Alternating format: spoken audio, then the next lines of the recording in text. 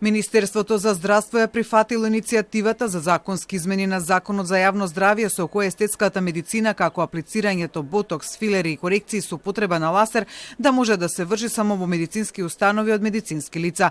Ова на 6-тиот симпозиум за естетска медицина кој се одржува денеска во Скопје го соопштил заменик министерот за здравство Јовица Андовски. Информира од трите здруженија кои поднесо иницијативата: Здруженијето за естетска медицина на дерматовенеролози, Асоциацијата МАПРЕХ, поддржани од Стоматолошката комора на Македонија. Ние очекуваме деновиве, како што беше најавено утринава од представниците на Министерството, тоа е заменик министерот Јовица Андовски беше овде и кажа дека веќе создаваат работни групи во тек се формирање на работни групи во самото министерство. Во координација се разбира сигурно со законодавниот дом, на кои работни измени ќе работиме, се надевам заеднички сите здруженија кои што се инволвирани во фелата. Здруженијата, како што вели специјалистот за пластична реконструктивна хирургија доктор Игор Пеев, се подготвени да помогнат во подготовка на законските измени. Ние како ФЕЛА и како здружение, секако како и другите две здруженија што ни се приклучени иницијативата, сме овде и расположени да седнеме заедно да најдеме соодветен начин за регулирање на оваа проблематика.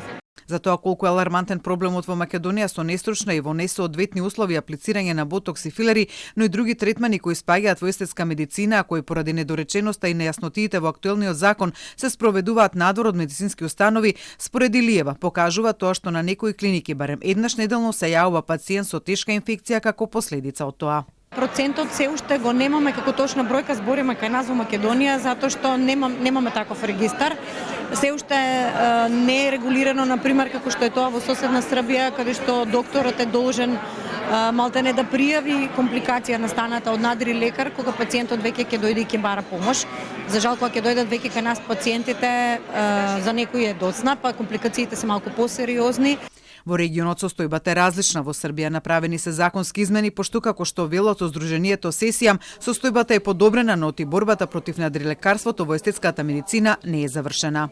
Број случаева се дефинитивно смањио, број компликација кои смо лечили среќом успешно е помогao томе. Луѓи су доста подигли свест о томе, али оно што е најбитније јесте подршка државе и државних институција и органа кои заиста требају да раде свој посао и да истерају то до краја. Сепак предизвикот во Србија останува, како што велат од Српското здружение, нелегалното практикување на медицинска естетика по домови, козметички салони и нелегални објекти.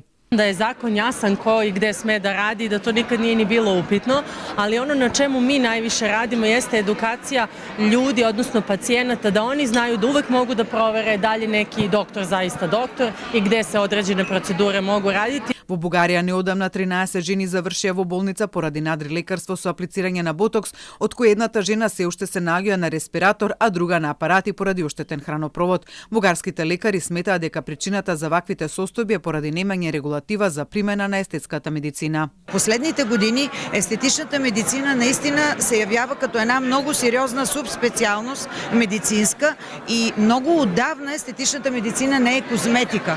Многу одавна това не се козметични процедури, а се сериозни терапии. Решението за ова Денкова го гледа не само во носење на регулатива, туку и во заедничка регионална акција на лекарите кои практикуваат естетска медицина за сузбивање на нелиценцирани шверцувани производи како и надрилекарство. Инаку од 6-тиот регионален симпозиум на естетска медицина кој се одржува во Скопје беше најавено напуштање на трендот на предимензионирање на лицето или како што уште се нарекува балканизација на лицето и враќање на естетската медицина кон природниот изглед и здравиот изглед на кожата.